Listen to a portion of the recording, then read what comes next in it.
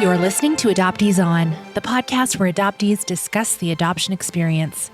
This is episode 176, Miguel.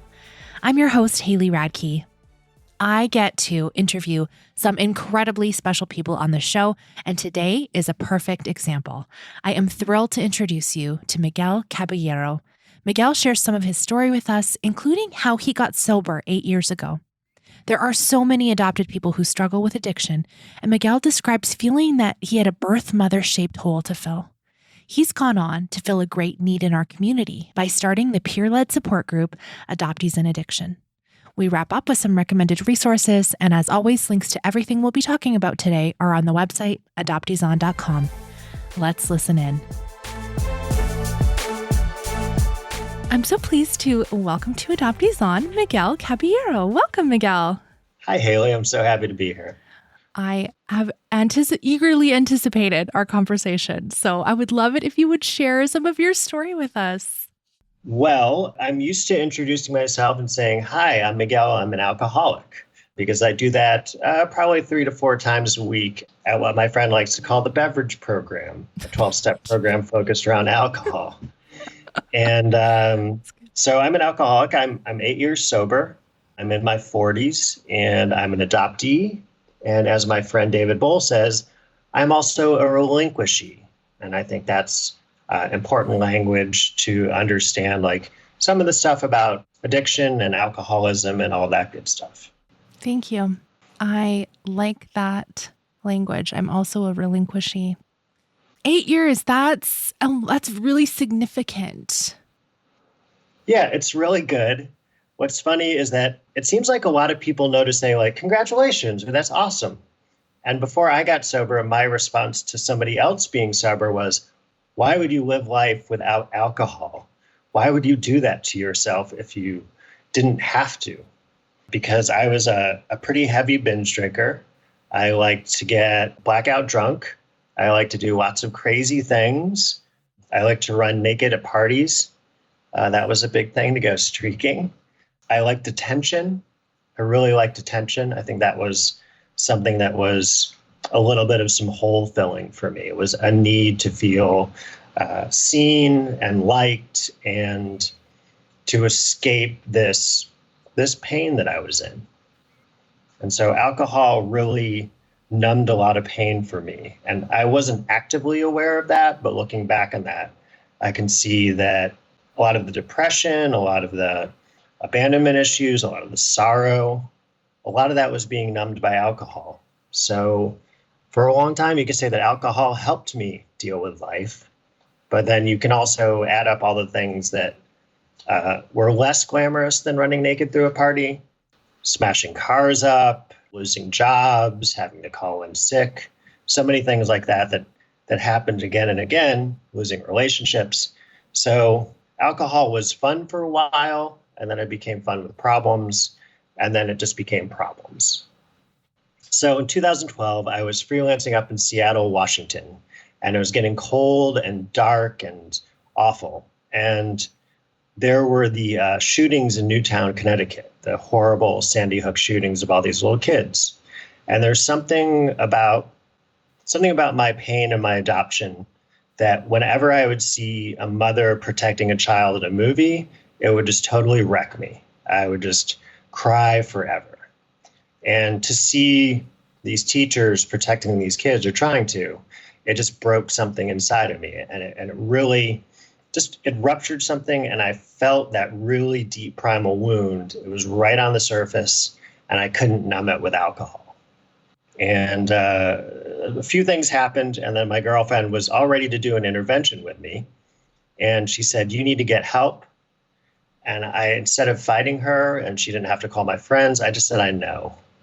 And I was done. I was done drinking, and I was 40 years old, and I needed to stop. I knew that for me to live life in a way that could make me happy, I had to stop drinking alcohol. So, yeah, just talking about it brings up a little bit of something. And stopping drinking is really great. I highly recommend it to anybody with a problem, and or drugs or shopping or gambling or any of those things, sex and love.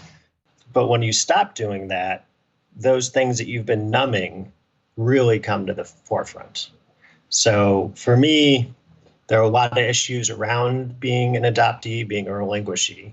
There's the 7 core issues of adoption, I think is one of the books. And it all comes up, it all comes forward. And all those feelings that you sort of push down, almost like a floating toy in a pool. You push it down. And when you let it go, it just comes splooshing up and splashes everywhere.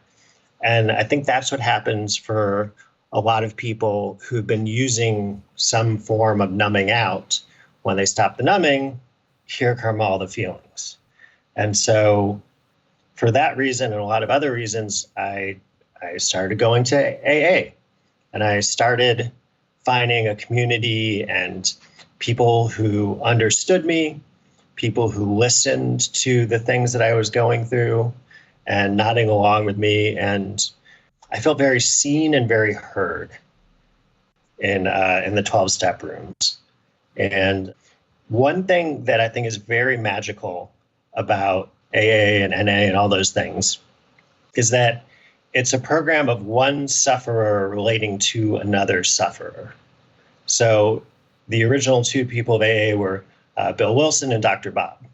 And they talked to each other as horrible, horrible alcoholics, not as a spouse telling the other spouse what to do and how terrible they were, or a boss telling them they're going to get fired. They just said, this is how bad I am. This is what I feel like. And the other person said, I hear you. I've been like that, and I felt like that too.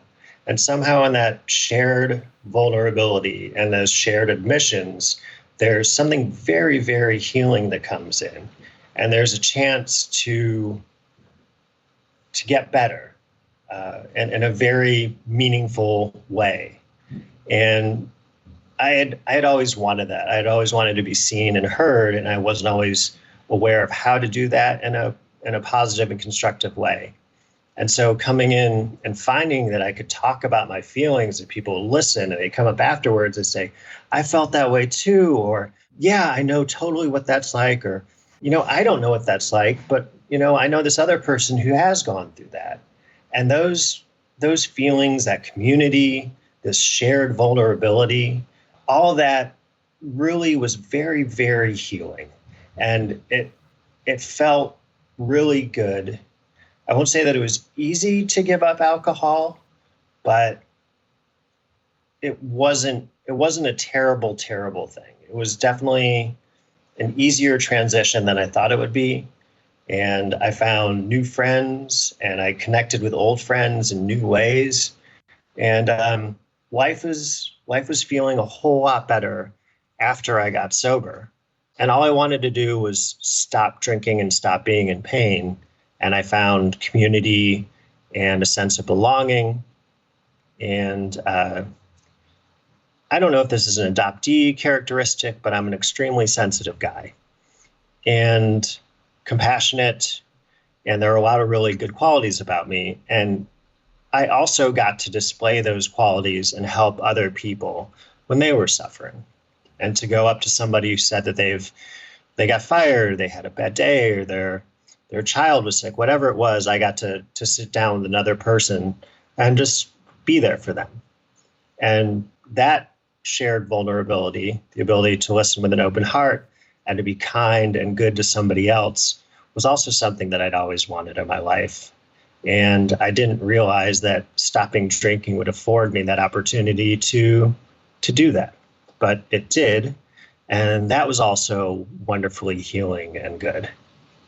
So that was a quick rumble through like a year's worth of recovery and learning and discovery, and so a lot of pain too, and a lot of growth. It wasn't as easy as it sounds in a 2-minute encapsulation.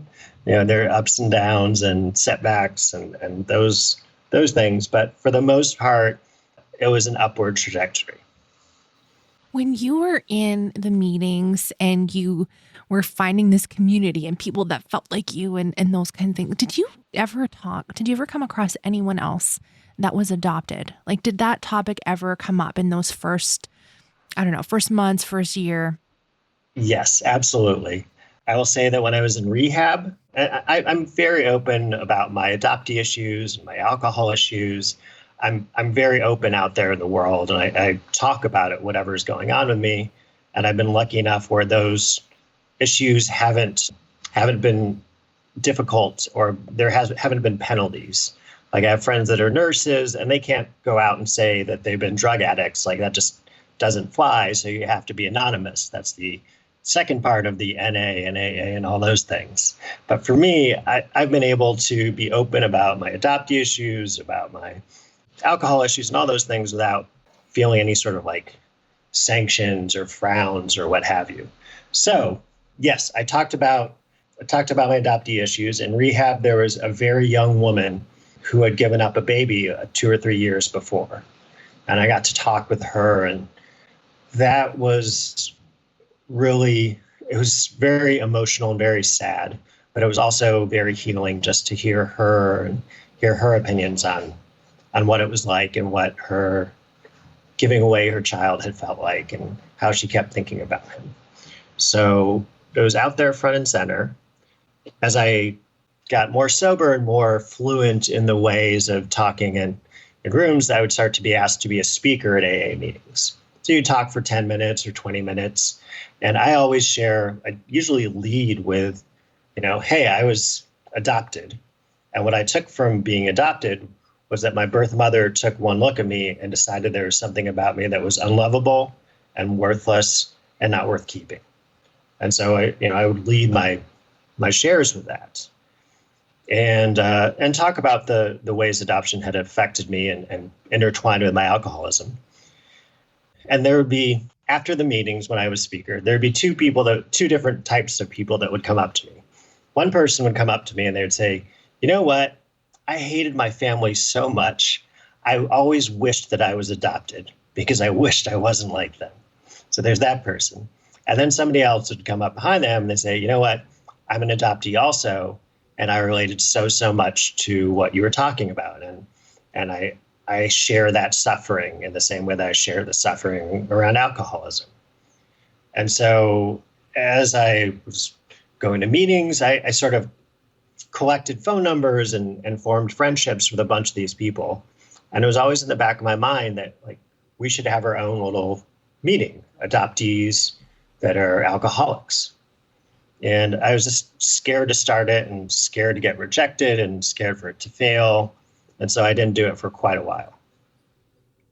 What did you say to the people who said, oh, I hated my family, I wish I had been adopted? I would just smile and say, I'm sorry that it was hard for you and your family. I think on some level, when someone comes up to you and they want to tell you a little bit of their story, they want to be seen and heard. Mm-hmm. And even though their experience wasn't my experience, I could be there for them in a positive way and just give them a place to talk about something about their childhood. And just coming up and saying that to a complete stranger is pretty difficult. And so for me, when people are trying to be vulnerable in the rooms and outside the rooms, like, I do my best to listen and to be there for them, because that's what I want for myself. And I'm pretty good at that. Sometimes I get scared or freaked out and I don't want to talk to some random person. But for the most part, I know I'm doing something good and I don't have to be scared of not being good at it or worry about the consequences of failing or what may happen. I can get by those feelings to be there for somebody else. If it's something I'm doing on my own and I could fail at, that I'm going out to do, I hate that. I'm scared of it. I'm scared of failing. I would rather not do something than to do something and fail. And I think that's probably an adoptee style issue. possibly just my issue, maybe a little bit of both. Miguel, can I rewind you just even a little bit further? Because you were describing earlier some of the pain and depression and I saw you write about this birth mother shaped hole and refer to those kinds of things. And sometimes when I'm talking to people who are in recovery and, you know, they're looking at their past and they have all the, you know, hindsight kind of thing. And you were even talking about adoptee issues, it sounds like, in your first year. When in your life did you discover that adoption had an impact and that you were a relinquishee? And that piece, because often when I talk to other adoptees, I've heard, oh, it's, you know, I'm, you know, the coming into the fog. And that only happened when I was starting recovery, that kind of thing. Sounds like this happened earlier for you. For good and bad. When I was in middle school, I was a very difficult kid with my parents. A lot of picking fights and screaming, "You're not my real parent" at them. And my parents, they did their best. They're very lovely people. I don't know that they were really equipped to deal with somebody like me. I don't think there was enough literature, enough training out there, but they did their very best. I joke with people that they did enough wrong where I need therapy, but not so much wrong that there would be a good memoir. You know, it's just some pretty typical parent and child issues for the most part. They did their best. But when I was 13 or so, I was just yelling at them constantly, and they took me to therapy. And the therapist would ask me, well, do you want to talk about your adoption? And I was like, why? I hate my parents. My parents are terrible, and I hate school. You know, that I wasn't the most emotionally mature kid. So it was brought up, but it was never front and center. When I got older, I was in college, and it started to open up a little bit more. I thought about it, and I wrote to the adoption agency to see if I could get in touch with my birth mother. And it took them a long time for them to find her. It was through the state of Illinois, and apparently she was in the Philippines. But she eventually said that she didn't want to be contacted. And that was very, very hard. So that came up, and I found the Primal Wound on my own somewhere and brought it into my therapist when I was 25 and had underlined whole chapters, essentially. It's like, look at this. This explains so much. I feel lost and all of those things. It was reading it was such an eye-opener, explained so much, but it also explained very, very hard things. To explain that you have a feeling of loss and that's normal, well, that's comforting. But also, hey, you have this weird feeling of loss all the time, and that's not fun. No one, you're like, hey, could you give me a feeling of loss at all times that I don't understand? No one would choose that as their prize at the bingo game. Oh my God, that was so good. I'm going to be thinking about that for a long time. So my therapist really didn't know what to do with that. She was an adoption competent. It was 1998, so there was barely any internet. I didn't have any support for reading the Primal Wound on my own, and that was very hard. So I knew it was a thing, and I had seen the way I reacted to mothers and protecting kids in movies and that kind of thing, and I knew I had this. It wrecked me. There was this just feeling somewhere in me that was a little bit wrecked. So my coming out of the fog was over a bunch of years of therapy. It was reading the Primal Wound and a couple other books, but there wasn't any community around that. It wasn't there yet on the internet, and we didn't have social media, and it was the early days of the internet. So I was kind of on my own, and that continued for quite a while. And I'd find other adoptees here and there, or I would see a talk, or one night, 5 a.m, I was up and I saw the Run DMC, the DMC special that was on, and related to that so much, but I didn't have anywhere to go with that. And that was hard. When I did find places to bring it up, it wasn't always fully understood, which I think continues to be an issue. I don't think the general public quite knows what to do with us adoptees / relinquishees. It's a complicated thing to understand. and your adoptive parents have love for you and they heal it. Like that's the simpler story to tell, and to learn about it and to understand more is a more difficult thing. And you have to, I think, really care about somebody very close to you to want to understand that stuff and to open yourself up to it. Do you think that having all of that knowledge earlier on and then coming to a place deciding that you're, going to be in recovery, sorry, is that the language that you identify with, saying that you're in recovery? Yeah. Yeah. Okay. I don't want to put something on you that's not yours. Yeah. But then knowing, so you're in your car, okay, I maybe have been stuffing this down. Did you think that helped you in your healing kind of journey, having done that work earlier and it came back to you? Absolutely. I spent a large amount of money on I spent a large amount of money on therapy and a large amount of money on drugs and alcohol in my 30s. I don't know which was the bigger amount, but they were very large amounts. So I had talked a lot, and I was sensitive, or I am sensitive. So I explored a lot of feelings. So I think that very much helped. If I had tried to get sober at 25, I don't know what that would have looked like. And I don't know that I would have had the maturity. I see kids 21-year-olds come into the rooms and trying to get sober. I'm just like, wow, that's amazing. I had to get my butt kicked for a good 25 years to finally be like, okay, I need to stop drinking. So if it had happened much younger, I would have fought it. And for whatever reason, I didn't fight it when I started to get sober in my 40s. Well, let's go to what you've created. Sure. So you said you were a little bit scared to start something. You had this idea. You wanted to connect with other adoptees. I mean, do you know that official stats? I mean, we talk about numbers all the time, but so adoptees, I know they're overrepresented in addiction, seeking out residential treatment programs. We're it's crazy. The numbers are wild, but I don't know exact figures. But can you talk about that a little bit and why you decided to finally go for it? Sure. I've seen all sorts of stats, and I can't trace them down to their root. I've tried, but yeah, they're me always too. It's where's the number from? It's like a Barbados shell company. You're like, well, it references this other book, and the book references it.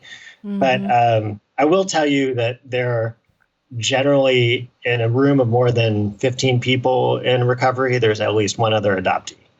So I don't know if the math works out for that. So seeing all these people and becoming friends with some, and there was one young man who came in once, and we went out to coffee afterwards with another adoptee, and he was so raw and just so full of pain that was on the surface, and he was having a hard time seeing how he could live life without alcohol and live life with this pain, and it was so tough on him. And I haven't seen him since then, and I wanted to be there for that guy, for that woman who came in just raw and coming out of the fog and the primal wound right at the surface, and they're trying to get sober. I really wanted to be there for that person as much as I wanted to create a community of kind of more recovered, well-balanced adoptees who had been through a little bit more. There's a thing called the Survivors Program. It's at the Meadows in Arizona. It helps you deal with childhood trauma. And I went out to that. And after that, I felt very freed of a lot of the fears that hold me back. And so I was like, okay, it's time.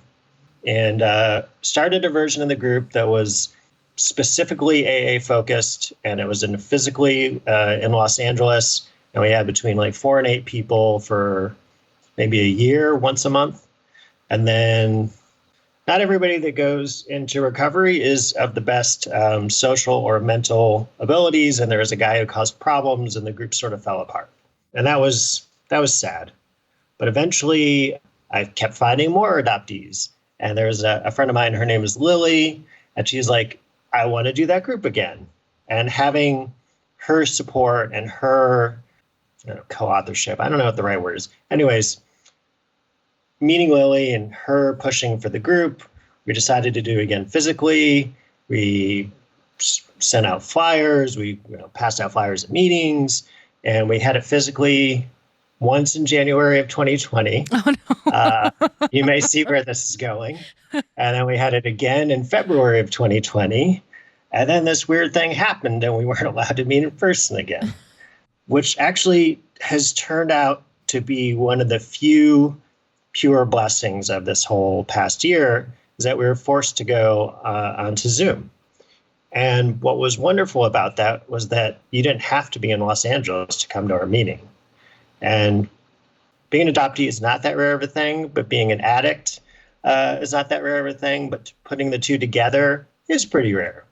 And so going online, we were able to find people through like Facebook adoptee groups, or through, I know a few of the therapists here in LA that are adoption competent, and they put us in their newsletters. So Jeanette Yaffe and Leslie Johnson and Angela G and all those people. And then I actually went on to Psychology Today and searched through their therapist recommendations, and anybody that said that they were an adoptee therapist and then talked about it in their bio, I emailed them. And so by ones and twos, people started finding us. So we were able to create a community, and we started at like 10 people. And I'd say by 4 months, so August, it was around 15. And then by the end of the year, it was around 20 to 25 people every week. And people from all across the country. And even we have a couple women from England. There's a woman from New Zealand. There's a guy from Australia who I haven't seen for a while, but for him, it's tomorrow, first thing in the morning when we're starting our meeting. So that's okay. But we found people from all across the country. And the general reaction when somebody comes in to the meeting is just this feeling of awe that there are this many other people with the same set of problems. And you just hear it again and again that I've never been in a room with this many other adoptees that are also addicts. And that feels really good. It feels really good to be able to help foster that community and to give us a space to be seen and heard in ways that just adoptee rooms can't really provide. And more specifically, that just the recovery rooms can't provide. There are issues, incompatibility issues in some ways. I was listening to one of your past podcasts, the one with Harris, and I think he talked a little bit about this, that in the recovery rooms, the 12 steps, you do all these things to try to deal with your feelings and the things that have happened to you, and you work on these issues. And generally speaking, AA, NA, all those are really good at helping you deal with a lot of those things. A lot of the anger you have over childhood things, or the sadness you might feel at adult things like losing a job or a marriage falling apart. So they're very good at that if you're working the steps, as they like to say. And so when you bring something like adoption into the rooms of AA, people don't quite know what to do. They are like, well, we have this solution.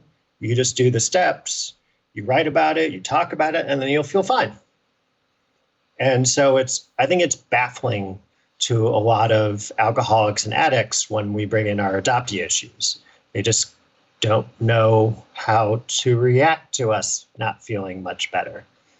So that can be pretty disheartening for a lot of people. Personally, I'll just keep talking.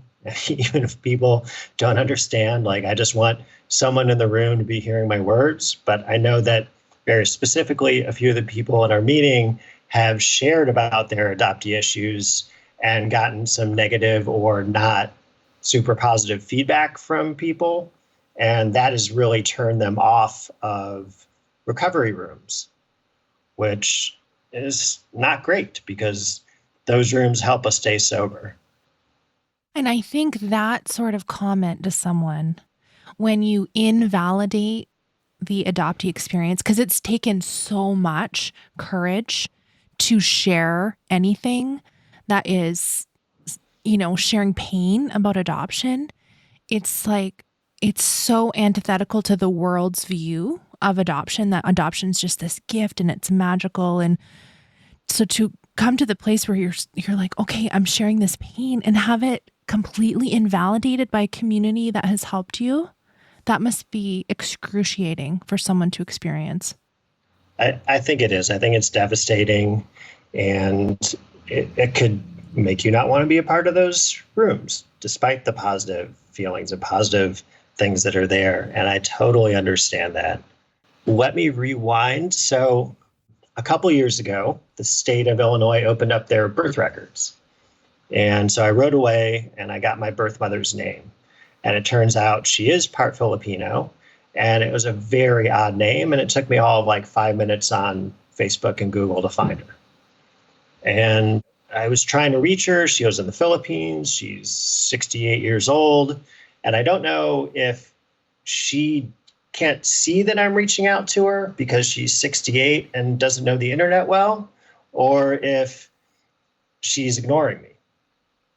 And I kept trying to reach out to her. And finally, she blocked me on Facebook. It was actually on Mother's Day, without ever having any contact. And that was devastating. That was very, very hard. And I went into a very deep depression over it. But one thing about me is I still shared about it. I shared about it in recovery rooms. I also shared about it on Facebook and like my broader friends. And my friends wanted to help, but they had no vocabulary for what was going on. And so they would bring these very random things to the table because that was all they knew. They're like, they see that their friend is hurting. And so they just wanted to draw from any knowledge about anything. Like I had a friend whose brother was a cop, and he said, well, my brother's a cop, so I don't know if you should continue to be reaching out to her. Like, what does that have to do with this? Or somebody had problems with their real parents growing up, and they sort of formed their own family of friend contacts. And I could see that everybody meant well, and I'm mature enough to like say, all right, they're trying to show me love. They just don't know how. But I kept doing that. And we came up with a word for when some of the time the response would be telling me not to feel what I was feeling. Like, hey, you should just, move on. She's want to be part of your life. Just acknowledge it and move on. And I came up with the word adoptsplaining. And that is when a non-adoptee tells you what you're supposed to feel, much like mansplaining. And that would happen. And so I think that happens also in the rooms of recovery where you bring up an adoption issue and then they tell you how you're supposed to feel in a way that doesn't feel good. And as you said, could even be devastating. And I'd like to think that in our rooms, whenever somebody brings an issue up, like there's nods and there's understanding and there's care. And there's all sorts of different flavors of adoptee and relinquishee, and some that were foster kids and transracial. And then I'm losing track of all the different labels, but there's all of that in our rooms. And you can be there for somebody in very profound ways. I think to change tacks just a little bit, I sort of want to talk about all the different addictions and how that plays out and how we're also able to find us. As I was saying, like the first meeting was specifically AA. It was about alcohol. And in some AA meetings, you can't talk about drugs. You can't talk about other addictions. You can only talk about alcohol because only alcoholics can relate to alcoholism. They can't understand any sort of other addiction. And I get that, especially when you're first getting sober. You want to know that somebody who was a worse alcoholic or a worse sex addict or a worse gambler, like you want to know whatever your thing was, they were able to solve it. So you're like, oh, well, then I could solve it too. But I think for adoptees, we're filling a hole inside of us. And like I was saying, I think that hole is a birth mother shaped hole. Like I think that relinquishment leaves this damage, and it could be the primal wound. It could be just that initial lack in our lives. And we're trying to fill that up so that we don't fill it. We're filling it up with shopping, or filling it up with gambling, or filling it up with sex, or filling it with love, or I don't know, like I play Candy Crush all the time. I could be trying to numb my feelings with Candy Crush, whatever it is. Like the addiction part of it is very, very focused in a lot of ways on helping us not feel this pain around adoption. And so I think our room is a little bit of a balance between those two things. There'll be times when people will share and all they'll talk about will be their recent adoptee, relinquishee, reunion, whatever stories. And there'll be times where somebody would talk and not mention adoption for 5 minutes. They just talk about like, I just really want to go do this bad behavior right now. And they don't bring up the adoption thing. But both subtexts are ever present in some way, shape, or form. And for me, I don't care at this point in my sobriety. Like, if you're an addict of some kind, like, I can relate to you. Even if it's not my addiction, I can still understand, like, that compulsion to, like, feel better, to, like, please find me some dopamine that can cover up these negative feelings. And whatever will supply that dopamine, you can get addicted to. What's it meant to you to start this community? I think I mentioned that as a child, what I looked at about my being an adoptee was that there's something worthless and unlovable about me. And I still feel that in a lot of ways. And I have a very, very judgmental, punishing mind for myself. I think I have a lot of compassion for other people, but I don't have a lot of compassion for myself. And when my brain is in a particularly bad mood, I can make anything that I do not good enough. Any effort, any call, any task, anything, I'm not doing it good enough. And I should feel awful about myself because of it. And for this meeting, I don't feel that as that. There are times when I know, like, I let somebody down that's been joining our group. They were expecting something more of me, or they were disappointed I didn't email them, or whatever it is, but I don't kill myself over it. And I know that there's something in this meeting and in our community that is unabashedly good. And my brain, for whatever reason, can't cut me down over anything in regards to the meeting. Like I had mentioned about emailing therapists from Psychology Today, that is so much rejection available. And I'd say probably 1 out of 10 replied. And if I got a 1 out of 10 success rate at anything else in my life, I would have stopped by number 11. Like, there's no way that I would keep doing something like that. But for this meeting, I'm okay with that. I'm okay with people coming and going or not liking something about what we're doing. I'm okay with it because it's a good thing. It's a good thing that we're doing for each other. And I don't feel worthless and unlovable on Saturday afternoons when we're doing this call. And I know that it's helping a lot of people, and that feels very good. And I don't know, it feels like a building block to help me feel better about myself in this world.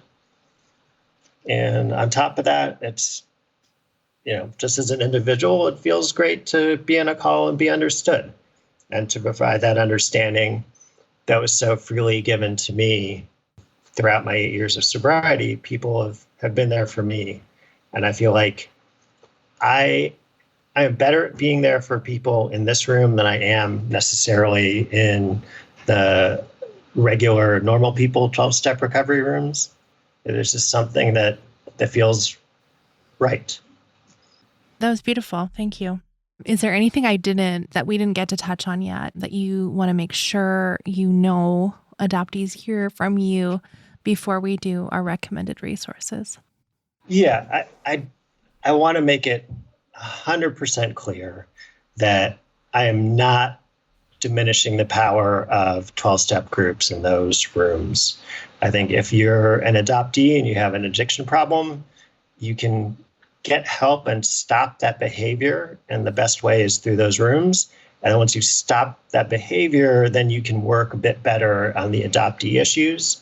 And I think that's the way it should go for most people, is like, stop that terrible behavior. Like, if you want to heal, stop cutting yourself. Like, just stop with that behavior, and then like go search for the adoptee piece of it. I think stop the addiction first, because that's the thing that's going to kill you. If you want to talk about triage, like in triage, stop the thing that's going to kill you and then move to the next thing. And I think the addiction is the killer. And I've lost too many friends and too many people that I know to addiction. And so please get help if you need it. And if you aren't sure and you need help and you have questions, my emails will be on this podcast, and the group's email is in there, and we're here for you, and we're here to provide help, and you don't have to do this alone. Well, I wanted to recommend your meetings, and I don't have personal experience with it, but I have a trusted friend who, in fact, said, "Haley, you have to interview Miguel," because she thinks so highly of you. And so your website is adopteesandaddiction.com, and your email is adopteesandaddiction@gmail.com. And so tell me a little bit more. So you're a weekly group even. So you meet every week. What happens? How do people find it? Tell us all the things. Well, people find us all over the place. The internet age, there's 70 different ways you can find anything. But generally it's through other adoptee groups that people find us. We don't publicly post the Zoom info because we don't want the crazy Zoom bombers and all that good stuff to happen. That happened to me last year. Oh my gosh. Yes. Yeah. Keep it private. Thumbs up to that. Yes. So, but if you email us, we'll get you the Zoom info. It's an hour long. If you're used to 12-step meetings, there's not in most 12-step meetings, there's like a reading from whatever text is important to that group. In our group, we pretty much just launch into like, hi, everybody is welcome. Now listen to our speaker. And we'll have a speaker for a few minutes, tell a little bit of their story. And then we just go around and share for a few minutes each. It is an extremely welcoming group. There are constantly new people. So it's not like we're this tough old clique that's hard to break into. There are always new people. And then we stick around after for, could be 10 minutes, it could be a couple hours, and just talk on a more informal basis. If you're just figuring things out, that's totally fine. We don't force anybody to say that they're an addict or alcoholic or whatever. Like, if you feel that you have some sort of addiction issue and you are an adoptee, then you're welcome to join our call. We don't have adoptive parents or birth parents, so that we can speak a little more freely about being an adoptee. And yeah, once a week, it's a good group. There's smiles, there's laughter, there's probably a few tears. So you meet every Saturday, and right now, the time of this recording, the time is 2 Pacific. Correct. And on Zoom. And so you can get the link by emailing adopteesandaddiction@gmail.com. And I will have links to that in the show notes. And I also just want to say, you mentioned his name earlier. I've had David Bowl on the show before. He also has a meeting that we can send you guys to. We'll have a link to that in the show notes too.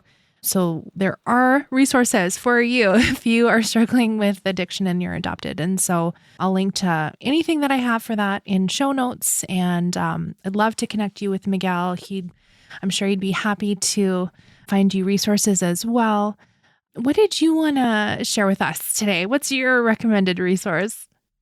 So there's a wonderful YouTube talk by a therapist named Paul Sunderland. And I believe he works at a recovery place in England. I've not talked to him specifically, but he has a 45-minute YouTube talk about the sources of addiction in adoptees and how both those issues intertwine. And it's a really good introduction. I think if you're still kind of figuring out what your place is in the world with regard to you're an addict and you're not sure about the adoptee part, or you're an adoptee and you're not sure about the addict part, I think you'll find that talk will help eliminate a few areas in your own psyche and in your own life.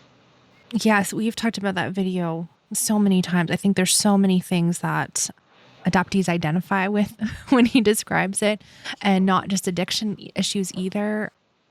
It's very illuminating. And when he talks about developmental PTSD, you're mind blown. There's so many really good things to take away from that. Good things, good information. It's not necessarily nice information, but it's good to know. So thank you. Yes, we will link to that in the show notes as well. How can we connect with you online, Miguel? I'll put my email in the chat. Do we put Facebook profiles? I'll put that too. I don't care. Sure. I can share all the places we can find you. Yeah. I'm not on Clubhouse or Parler or any of those. TikTok, as far as I know, we don't have Adoptee TikTok yet. I'm sure there's some. Is there? There is Adoptee TikTok. I'm so sorry, Adoptee TikTok. Please don't come at me. Please, I am your friend. Please don't humiliate me with a dance. I'll have my email address in there. I'll put my Facebook as well, because a lot of people are on that. And however you reach out, I will try to reach back out to you, and we can get in touch and have a conversation, and hopefully we'll both feel better afterwards. I just want to extend my gratitude to you for building such an amazing community. And when you were talking about what it's like to be in that room with people that just get it, and, I just saw your eyes change. And people don't get the benefit because they're listening, but I'm sure they could hear the passion in your voice for being able to feel seen and known and have your story validated. So thank you so much for creating that for people. I know too what it means to create a community, and it's life-changing for people. Yes, you do. So thank you. I appreciate your service to the community. And thank you for sharing some of your story with us, Miguel. I really appreciate it. Haley, I'm smiling ear to ear. Thank you so much for bringing me on. And you are doing incredible service for the adoptee world. So here we are. Teammates. Thank you. Teammates. Thank you.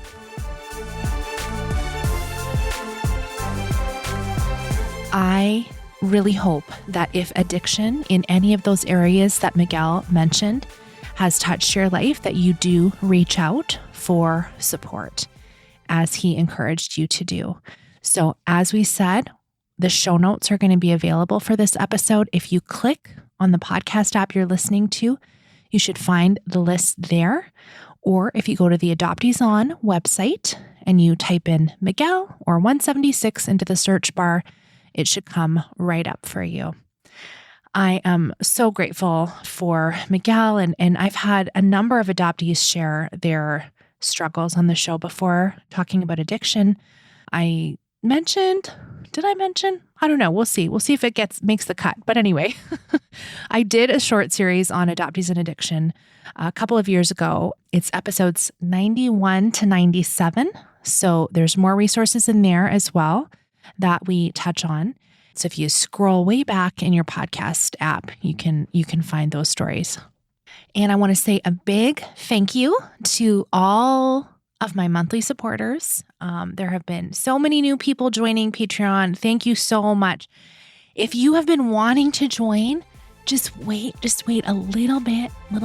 Next month, for the month of April, we're going to have a sale.